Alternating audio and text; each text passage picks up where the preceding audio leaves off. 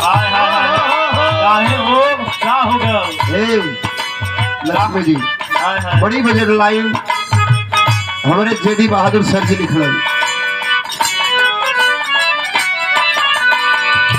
रोकले रोकात नहीं थे अखियां से नीर रे रोकले रोकात आखियां से रोकले रोकात आखियां से लागता की बेधा साड़े दहिया में तीर रे लागता की विधाता है देहिया में लागता की विधाता है देहिया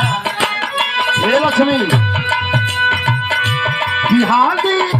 कवनो बयात के बोलाले माई रे कवनो बयात के बोलाले माई रे बिना जान के दिया सुइया जहर के